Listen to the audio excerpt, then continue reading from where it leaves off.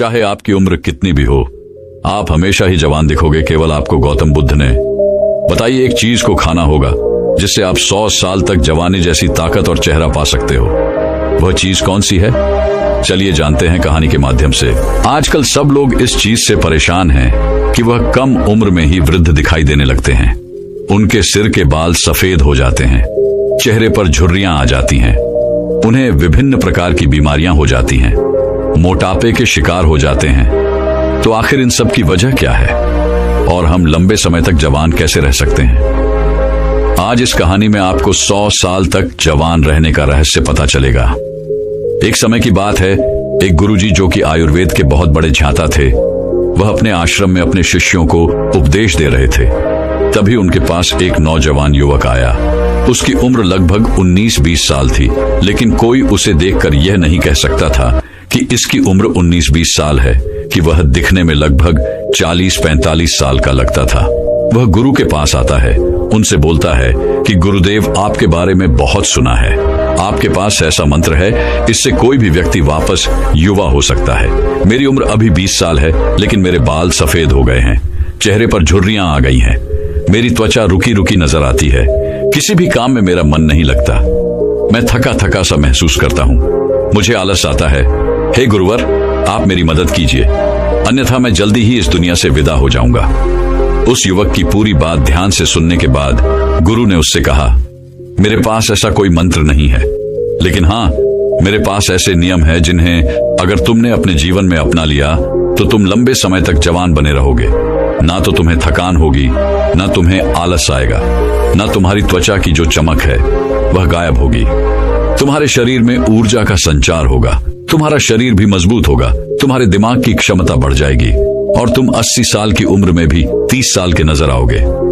गुरु की बातें सुनकर वह युवक बोला, मैं हर नियम का पालन करने को तैयार हूँ, आप मुझे बस वह नियम बताइए।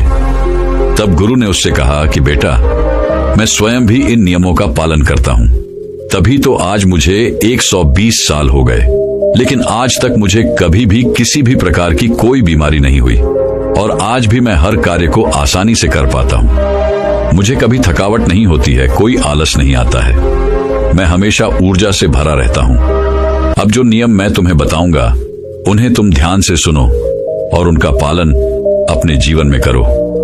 1 महीने के अंदर अंदर तुम युवा और ऊर्जा से भरपूर हो जाओगे।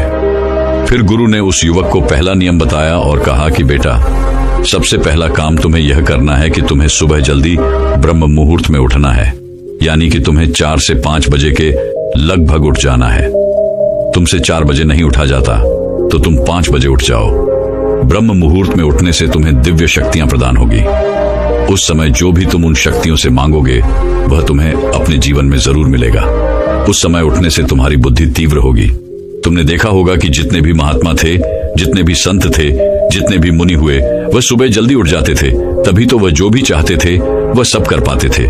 ब्रह्म मुहूर्त में एकदम शुद्ध हवा होती है, जो कि हमारे शरीर के लिए बहुत ही अच्छी होती है। जब वह हवा हमारे भीतर आती है तो हमारे हर एक अंग स्वस्थ कर देती है।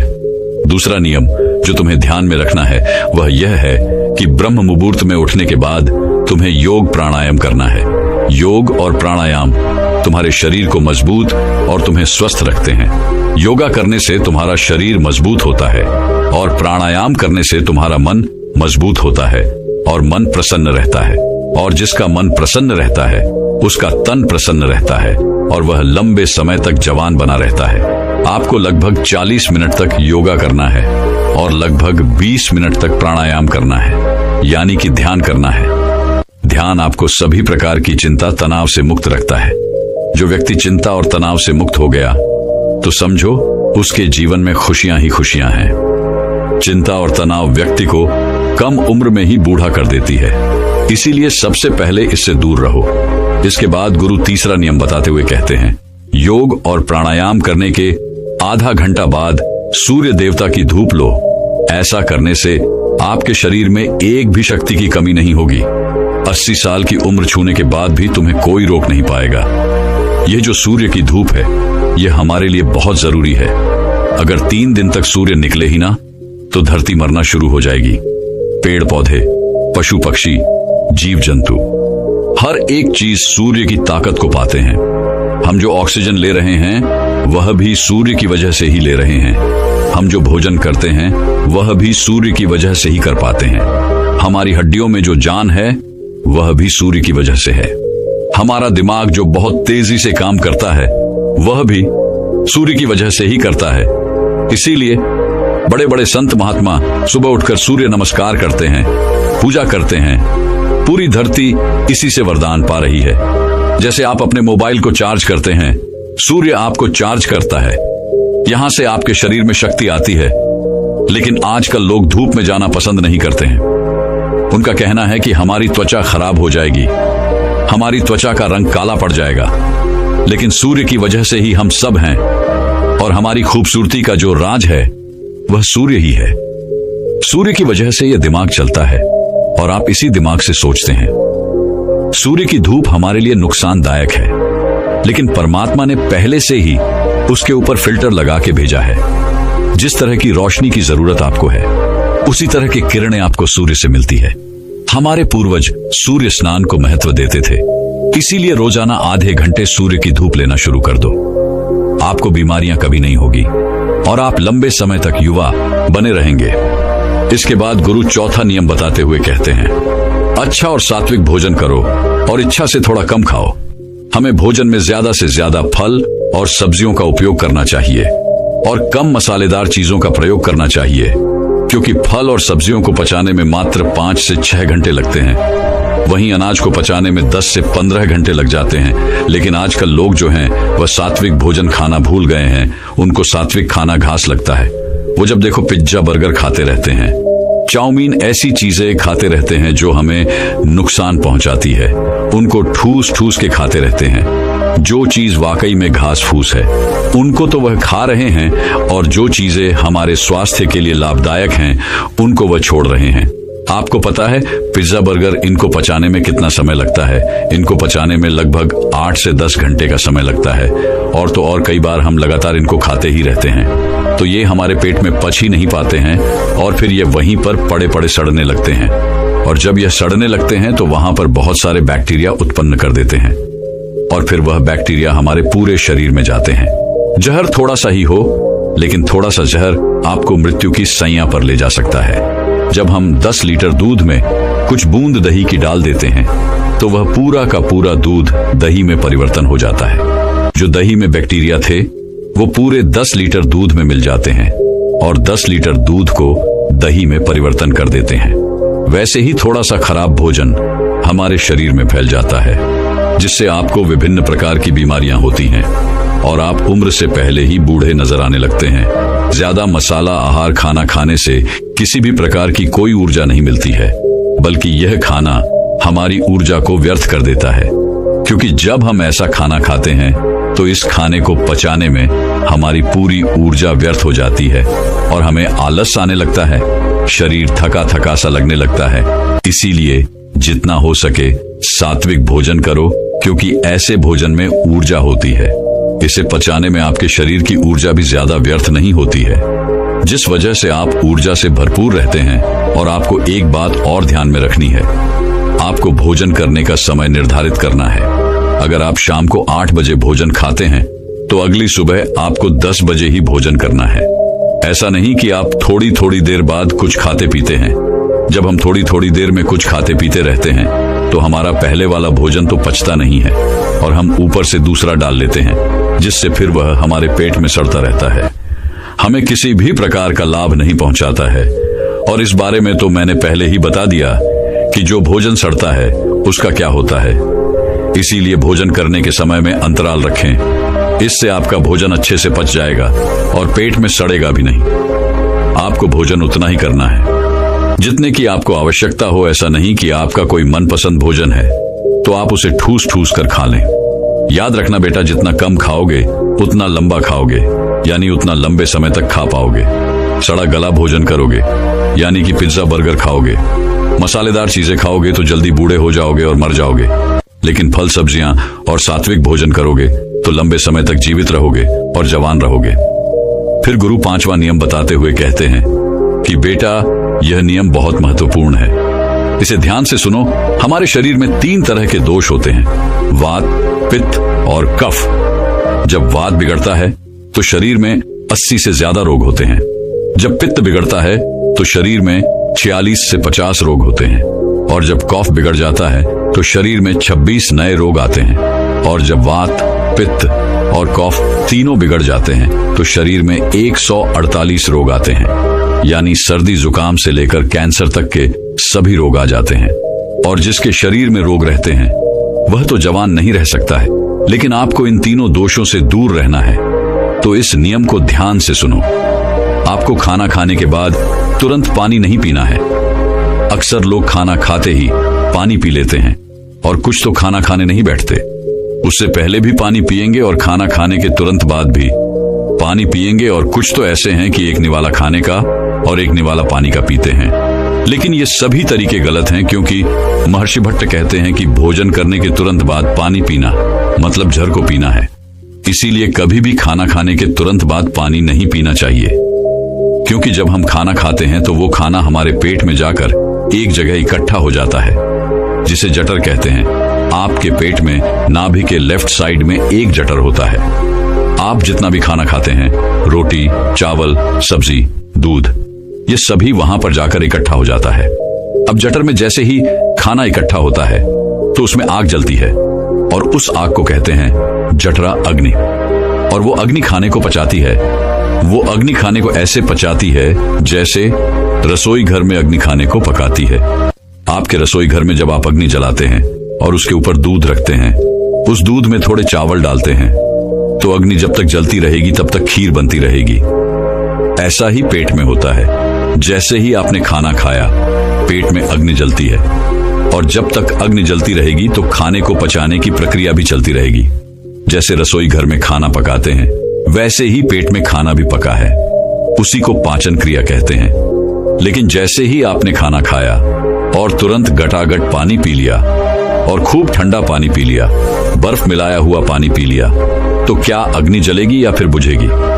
अग्नि के ऊपर पानी डालोगे तो अग्नि की पानी से दोस्ती तो है नहीं, दुश्मनी है। पानी अग्नि को बुझा देती है। तो आपने खाना खाया, उसके बाद आपकी जठर अग्नि चलती है और आपने पीछे से गटगट पानी पी लिया, तो अब वो अग्नि जो है वो शांत हो गई। अब खाना नहीं पचेगा, वह पेट में पड़ा पड़ा सड़ता रहेगा और सड़ा हुआ खाना 100 से भी ज्यादा विष पैदा करेगा और वह विष आपकी जिंदगी को नरक बना देंगे और आप जिंदगी भर बीमार पड़े रहेंगे और बूढ़े हो जाएंगे। कुछ लोग कहते हैं कि मुझे पेट में गैस बनती है, खाना हजम नहीं होता है, पेट में जलन रहती है। लेकिन ये सभी बीमारियां खाने के ना पचने की वजह से नहीं होती है, बल्कि खाना खाने के तुरंत बाद पानी पीने से होती है। अगर आपको पानी पीना है तो खाना खाने के 1 घंटे बाद पानी पीना चाहिए और खाना खाने के 40 मिनट पहले आप जितना चाहें उतना पानी पी सकते हैं। लेकिन खाना खाने से पहले और खाना खाने के बाद तुरंत आपको पानी नहीं पीना है, क्योंकि 1 घंटे के अंदर अंदर आपकी जठराग्नि उस खाने को पचा देती है। उसके बाद आप पानी पी सकते हैं। फिर गुरु उस युवक को कहते हैं कि बेटा, आप खाना खाने के बाद पानी तो नहीं पी सकते हैं, लेकिन हाँ, आप खाना खाने के बाद फलों का रस, दही या दूध पी सकते हैं। आप सुबह फलों का रस ले सकते हैं, दोपहर में दही या लस्सी पी सकते हैं और रात्रि के भोजन के पश्चात आप दूध भी पी सकते हैं। आपके वात, पित्त, कफ तीनों इस छोटे से नियम से संतुलन रहेंगे। इसके बाद गुरु ने उस युवक से कहा कि बेटा, जब भी पानी को पियो तो हमेशा घूंट घूंट करके पियो। एक साथ पानी पीना बहुत गलत है, क्योंकि जब हम घुट घुट करके पानी पीते हैं तो मुंह की लार पानी के साथ मिलकर पेट के अंदर जाती है और ये जो मुंह की लार होती है वह क्षारीय होती है और पेट में हमेशा अमल बनता रहता है जब हम पानी पीते हैं, और मुंह की लार उसके साथ अंदर जाती है और वह अमल के साथ मिल जाती है, जिससे व्यक्ति के पेट का जो अमल है वह नष्ट हो जाता है। उसे एसिडिटी नहीं होती है, पेट में जलन नहीं होती है, उसे गैस भी नहीं बनती है और साथ ही साथ रक्त में अम्लता नहीं होती है। और जिनके रक्त में अम्लता नहीं होती है उनका वात, पित्त और कफ तीनों का हमेशा संतुलन बना रहता है। इसीलिए हमेशा घुट घुट करके 5, इसके बाद वह दूसरी बूंद पानी की उठाती है और उसे भी पी जाती है। इसी तरह कुत्ता, बिल्ली, शेर, जितने भी जीव जंतु हैं वो भी घूंट घूंट करके चाट चाट के पानी को पीते हैं। इसलिए कभी भी पक्षी या जानवर को कोई डायबिटीज नहीं होती है, कोई आर्थराइटिस नहीं होता है, कोई पक्षी ओवरवेट नहीं होता है, वो सब स्वस्थ रहते हैं। लेकिन उन पशु पक्षियों को ये कौन सिखाता है? वह अपने जन्म से ही ये ज्ञान सीख के आते हैं। उनका कोई गुरु नहीं होता है, उनका कोई विद्यालय नहीं होता है, उनके कोई प्रशिक्षण शिविर नहीं है। फिर भी उन्हें इतनी अक्ल है कि वह पानी को घुट घुट करके पीते हैं।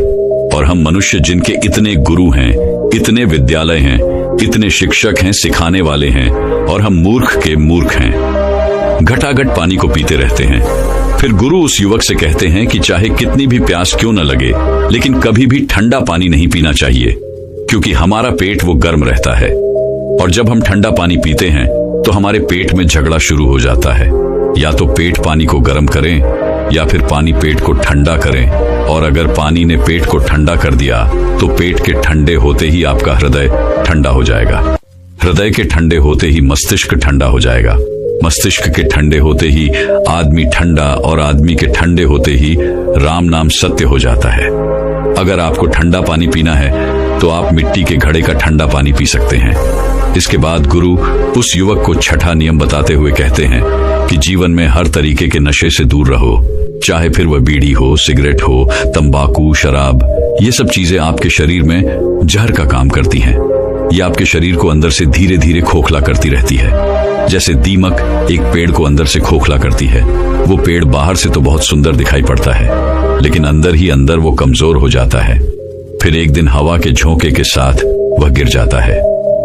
वैसे ये सारी चीजें वह हमें अंदर से कमजोर बनाती है, और फिर एक दिन यह आपको समाप्त कर देती है। इसीलिए जितना हो सके नशीले चीजों से दूर रहो। फिर गुरु उस युवक को कहते हैं कि बेटा, अगर तुमने इन 6 नियमों का पालन 1 महीने तक भी कर लिया तो 1 महीने के अंदर ही तुम्हें तुम्हारे भीतर परिवर्तन दिखना शुरू हो जाएगा, और कुछ ही दिनों में तुम स्वस्थ और जवान हो जाओगे, और हमेशा जवान बने रहोगे। चेहरे की चमक आसानी से और सरल तरीके से कैसे बढ़ानी है, इस विषय पर दोस्तों अब अगली कहानी की शुरुआत करते हैं। एक बार एक नव युवक एक गुरु के पास जाता है। वह गुरु आयुर्वेद के बहुत बड़े जाता थे। वह युवक उनके पास आकर रोने लगता है। उसने अपना चेहरा एक कपड़े से बांध रखा था। जब गुरु ने उसे रोते हुए देखा तो उससे पूछा कि बेटा क्या हुआ, तुम क्यों रो रहे हो, और तुमने अपना चेहरा ऐसे क्यों बांध रखा है? तब उस युवक ने रोते हुए कहा, मैंने अपने आप को सुंदर दिखाने के लिए अपने चेहरे पर बहुत सारी चीजों का प्रयोग किया, लेकिन फिर भी मेरे चेहरे पर निखार नहीं आया, बल्कि मेरा चेहरा वह पहले से और भी ज्यादा खराब हो गया। अब तो मुझे खुद को ही अपना चेहरा बुरा लगता है। जिन जिन लोगों ने मुझे जो जो बताया मैंने वो सब कुछ करके देख लिया, लेकिन मेरे चेहरे की चमक वह बिल्कुल खत्म हो गई। चेहरे पर काले काले धब्बे हो गए, फोड़े निकल आए। गुरुदेव, मैंने आपके बारे में बहुत सुना है। आप मेरी समस्या का समाधान कीजिए और मुझे कुछ ऐसा उपाय बताइए जिससे मेरा चेहरा ठीक हो सके और उस पर चमक आ सके। युवक की बात सुनकर गुरु ने कहा कि बेटा, भगवान ने हमें जैसा रंग रूप दिया है वह हम सभी के लिए बहुत अच्छा है। तुमने अधिक सुंदर दिखने के चक्कर में अपने चेहरे को बिगाड़ लिया है, जबकि सुंदरता तो अपने आप में झलकती है। फिर गुरु उसे कहते हैं कि बेटा, अब जो मैं तुम्हें बताऊंगा तुम उन नियमों का पालन करना, और आज मैं तुम्हें 2 ऐसे फेस पैक के बारे में बताऊंगा जिसे अगर तुम अपने चेहरे पर लगाओगे तो तुम्हें 1 दिन में ही उसका असर नजर आएगा। 7 दिन में तुम्हारा चेहरा बिल्कुल ठीक हो जाएगा और तुम्हारे चेहरे पर एक अलग ही निखार आएगा। और मेरे द्वारा बताए गए नियमों का अगर तुम पालन करते हो तो तुम्हारा चेहरा कभी भी भविष्य में खराब नहीं होगा और तुम वृद्धावस्था में भी युवा नजर आओगे। गुरु की बात सुनकर युवक ने कहा कि गुरुदेव, आपके बताए हुए नियमों का पालन मैं अवश्य करूंगा। फिर गुरु उसी वक्त से कहते हैं कि बेटा, जैसे एक पेड़ को कीटाणुओं से बचाने के लिए हम उसके ऊपर बाहर से दवाई छिड़कते हैं और उसे विकसित करने के लिए उसमें पानी डालते हैं, खाद डालते हैं ताकि वो पेड़ अच्छे से फल फूल दे सके, लेकिन क्या बाहरी देखभाल करने से वो पेड़ हमें फल फूल दे सकता है? नहीं ना। वैसे ही हमारी त्वचा है, अगर हम इस पर बाहर से ही चीजों का उपयोग करेंगे तो ये ग्लो नहीं करेगी। इसके लिए हमें इसकी अंदर से देखभाल करने की आवश्यकता है। जैसे हम पेड़ की जड़ में खाद और पानी डालते हैं, वैसे ही हमें अपने शरीर के अंदर ऐसे पोषक तत्वों को डालना है जो हमारी त्वचा के ऊपर निखार लाएं, चमक लाएं। फिर गुरु उस युवक से कहते हैं कि बेटा, सबसे पहले तुम यह समझो कि तुम्हें किन नियमों का पालन करना है जिससे कि तुम्हारा चेहरा वृद्धावस्था में भी जवान रहे।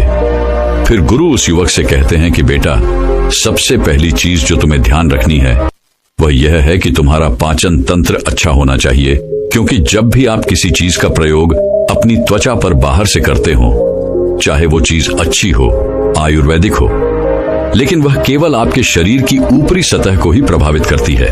अंदरूनी सतह पर वह कोई कार्य नहीं करती है। आपकी त्वचा की 3 सतह होती है। जब आप त्वचा के ऊपर कुछ लगाते हैं तो केवल एक सतह प्रभावित होती है, दूसरी ओर तीसरी सतह पर इसका कोई प्रभाव नहीं पड़ता है। लेकिन जब आप कुछ पोषक तत्व खाते हैं और वो आपके शरीर में जाते हैं तो आपकी तीनों सतह प्रभावित होती है। लेकिन अगर आपका पाचन तंत्र खराब है तो आप जो भी खा रहे हैं वो पोषक तत्व ठीक तरीके से आपके शरीर को नहीं लगेंगे। फिर चाहे आप कितना भी अच्छा भोजन क्यों न कर लें, लेकिन वो आपकी त्वचा को मिल ही नहीं पाएंगे, जिससे कि आपके चेहरे पर उसके प्रभाव दिखेंगे। पाचन तंत्र की खराबी होने पर चेहरे पर फोड़े निकल आते हैं। इसीलिए सबसे पहले आपको यह ध्यान में रखना है कि आपका पाचन तंत्र ठीक रहे। फिर गुरु उस युवक से कहते हैं कि बेटा, दूसरी बात जो तुम्हें ध्यान में रखनी है वो ये है कि तुम्हारा शरीर अंदर से साफ रहना चाहिए, क्योंकि जब हमारे शरीर में विष बढ़ जाता है तो किसी न किसी माध्यम से वह बाहर निकलने का प्रयास तो करता है। फिर चाहे बहुत सारे कील मुहासे आपके चेहरे पर हों या फिर आपकी स्किन पर खुजली हो, अलग अलग प्रकार की स्किन की समस्या आपको हो सकती है। यहाँ तक कि त्वचा बेजान होना भी शुरू हो जाती है, झुर्रियां पड़ना शुरू हो जाती है।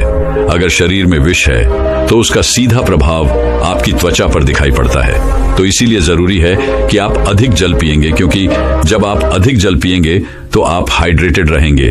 इससे आपकी त्वचा में जितने भी ड्राइनेस है वो खत्म होगी और त्वचा अच्छी रहेगी। दूसरे स्थान पर आपको अधिक मात्रा में फलों का सेवन करना है और जूस का प्रयोग करना है, और हफ्ते में 1 दिन आपको अन्न नहीं खाना है, क्योंकि अन्न आपकी आंतों में जाकर चिपक जाता है। लेकिन जब आप फल सब्जियों और जूस का आप सेवन करते हैं तो वह आपके शरीर में सफाई का काम करते हैं और आपके शरीर में पोषक तत्वों की पूर्ति करते हैं। इसीलिए आपको प्रतिदिन फलों का उपयोग करना है और हफ्ते में 1 दिन ऐसा रखना है जिसमें आपको फलों के रस का ही सेवन करना है और अन्य बिल्कुल नहीं खाना है। इससे आपका शरीर अंदर से बिल्कुल साफ हो जाएगा। और अगर आपके शरीर के अंदर पित्त की मात्रा बढ़ी हुई है, एसिड बढ़ा हुआ है, तो वह भी कम हो जाएगा, क्योंकि पित्त का सीधा प्रभाव हमारी त्वचा पर पड़ता है। इसीलिए जब आप उन चीजों को ज्यादा ग्रहण करते हैं जो पक्की हुई नहीं है, जिससे प्रकृति से सीधा प्राप्त किया है, तो वह आपकी त्वचा पर सीधा और बहुत अच्छा प्रभाव डालेगी। आपकी त्वचा अंदर से निकलती है।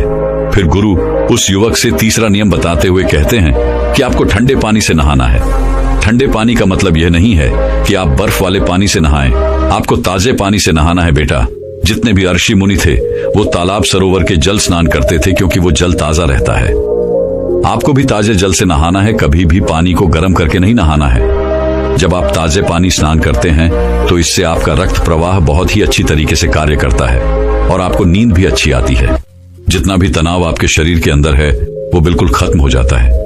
यह आपकी त्वचा को अंदर से निखारता है, और जब आपकी त्वचा अंदर से निखरती है तो बाहर अपने आप ही उस पर चमक आना शुरू हो जाती है। फिर गुरु चौथा नियम बताते हुए कहते हैं कि बेटा, तुम्हारा मानसिक स्वास्थ्य और नींद, ये दोनों चीज आपको ठीक रखनी है। अब तुम पहले नींद के बारे में समझो।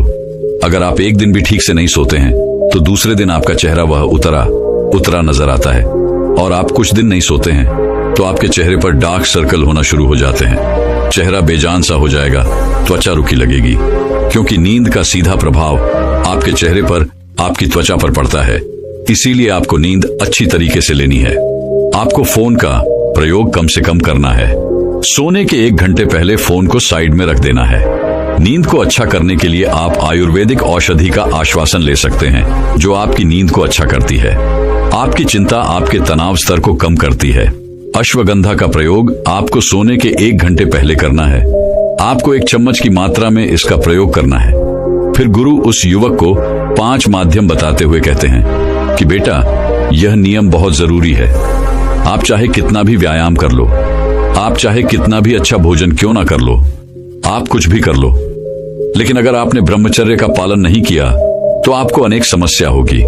आपका शरीर दुर्लभ हो जाएगा, आपकी ऊर्जा नष्ट हो जाएगी, चेहरे की चमक चली जाएगी, मानसिक स्थिति खराब हो जाएगी और आपका आचरण गलत हो जाएगा। जीवन में अनेक समस्याएं आ जाएंगी। इसीलिए सभी लड़के हों या फिर लड़कियां हों, उन्हें ब्रह्मचर्य का पालन करना चाहिए, क्योंकि जो व्यक्ति ज्यादा वासना में लिप्त रहता है उनको पता ही नहीं रहता कि वो अपने साथ गलत भी कर रहा है। फिर गुरु उस युवक को छठवां नियम बताते हुए कहते हैं कि बेटा, आपको खाली पेट सुबह चाय का प्रयोग करना बंद करना है। यह त्वचा के लिए आपकी बहुत अधिक हानिकारक हो सकता है। कैसे हो सकता है? देखें, आप खाली पेट चाय पीते हैं तो जो आपके पेट के अंदर की लाइनिंग होती है यह उसको प्रभावित करती है और वहां के सेल्स को यह खराब करना शुरू कर देती है, जिससे कि गैस्ट्रिक जूसिन का सिक्रीशन ठीक तरीके से नहीं हो पाता है और उसे आपके पाचन तंत्र पर भी नकारात्मक प्रभाव पड़ते हैं। आपका पाचन अच्छा नहीं होता है, भोजन करने का मन नहीं करता है। विशेष रूप से यह आपके शरीर में पित्त को बढ़ाता है। वात, पित्त, कफ, यह 3 दोष होते हैं। इनमें से आपके त्वचा को और बालों को सबसे अधिक पित्त प्रभावित करता है। जब आपके शरीर में एसिडिक प्रभाव पड़ना शुरू हो जाता है, एल्कलाइन इफेक्ट कम होना शुरू हो जाता है, तब उस स्थिति में आप अपनी त्वचा को ठीक नहीं रख सकते हैं। तो आपको करना क्या है कि सुबह खाली पेट चाय का प्रयोग करना बिल्कुल बंद करना है। इसके बजाय आपको सुबह उठना है, 2 ग्लास आपको गुनगुना पानी लेना है, बैठ करके या फिर मलासन में बैठ करके। इस पानी को आपको धीरे धीरे से पीना है। आप चाहे तो इस पानी में 2 चम्मच आंवले का रस डाल सकते हैं। आंवले में विटामिन सी पर्याप्त मात्रा में पाया जाता है और एंटी एजिंग के लिए विटामिन सी बहुत ही उपयोगी रहता है। तो इस चीज का आप प्रयोग करते हैं तो आपका जो मल है वह भी ठीक तरीके से बाहर आएगा। किसी को कॉन्स्टिपेशन की समस्या रहती है, उसे बहुत ही लाभ मिलेगा और ये आपके शरीर में अल्कलाइन इफेक्ट को बढ़ाएगा, एसिड को कम करेगा, पाचन को मजबूत बनाएगा और अनेक बीमारियों से आपको बचाएगा। फिर गुरु उस युवक को 7वां नियम बताते हुए कहते हैं कि बेटा, आपको गर्म पानी का भाप लेना है। इसके लिए आपको एक पात्र लेना है, उसमें गर्म पानी लेना है। गर्म पानी से जो भाप उठ रही है उसके ऊपर अपने चेहरे को लेकर के जाएं। ऊपर से एक तौलिया आप ढक लें।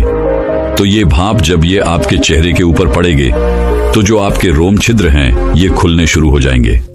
साथ ही साथ जो आपके चेहरे की ब्लड वेसल्स हैं वह खुलने लगेगी और वहां पर ब्लड का सर्कुलेशन इंप्रूव होना शुरू हो जाएगा।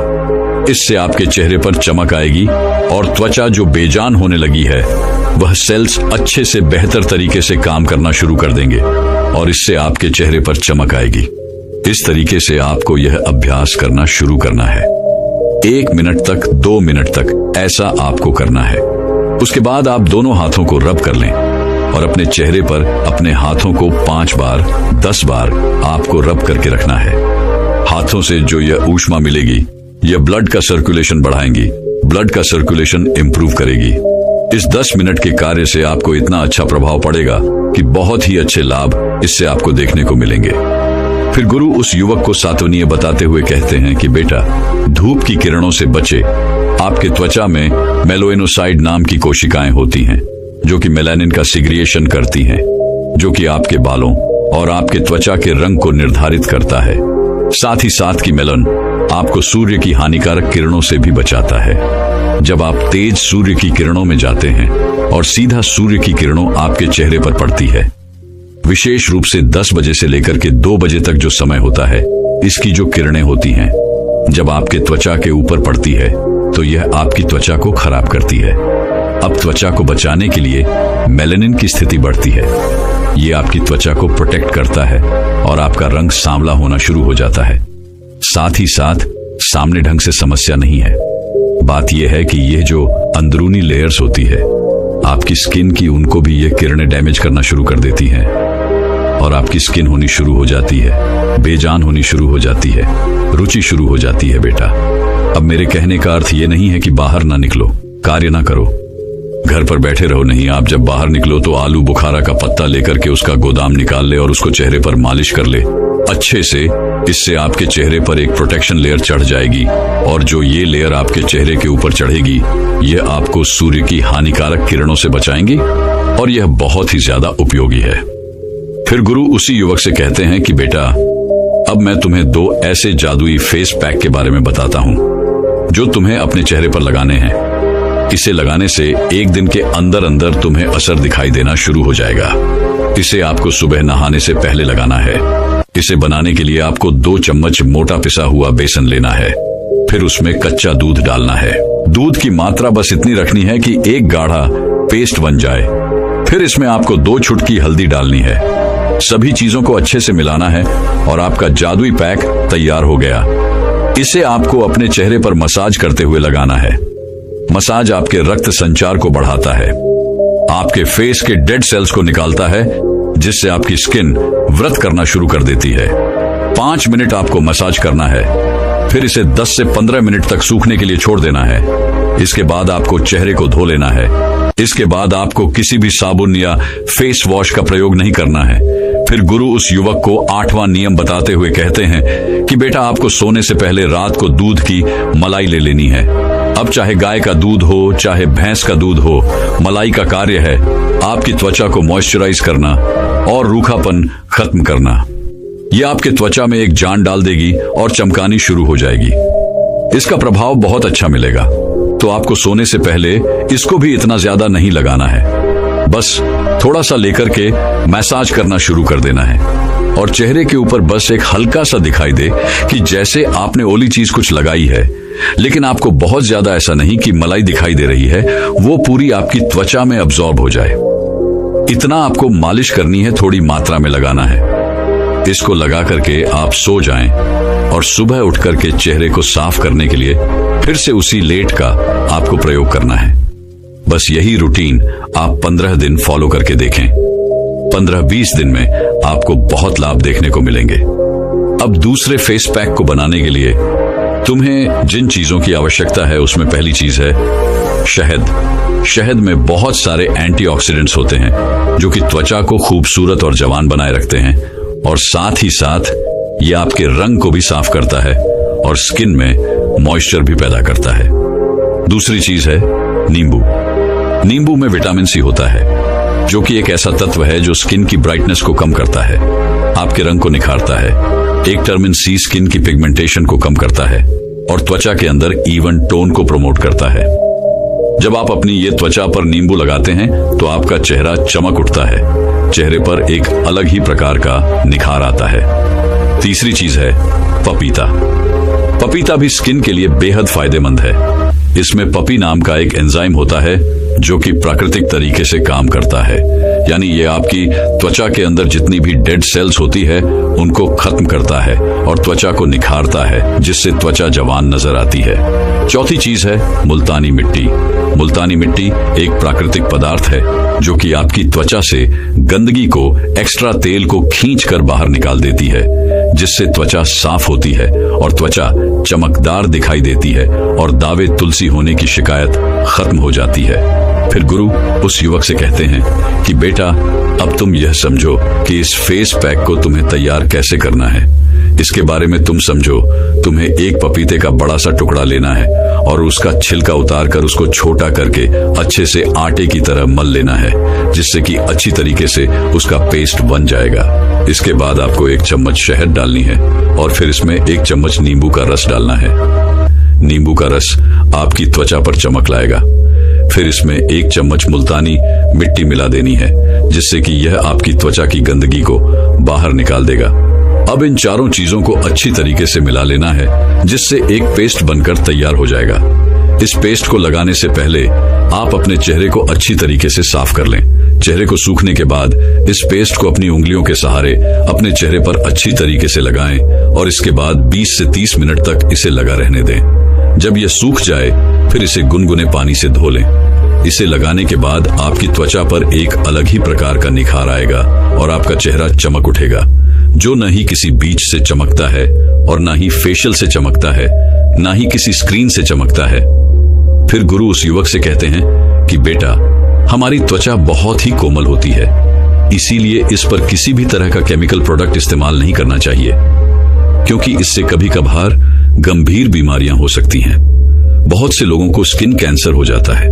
इसीलिए प्रकृति से प्राप्त चीजों का ही इस्तेमाल करें, क्योंकि यह आपकी त्वचा को किसी भी तरह का कोई नुकसान नहीं पहुंचाती है और आपके लिए बिल्कुल सही रहती है। तो बस इतना सा आपको करना है, वह नियम जो हमने बताए वह आप अवश्य प्रेम करें और फिर आप 20 दिन के बाद आकर के साझा भी करें अपना अनुभव कि क्या आपको आपकी त्वचा के ऊपर प्रभाव देखने को मिले हैं।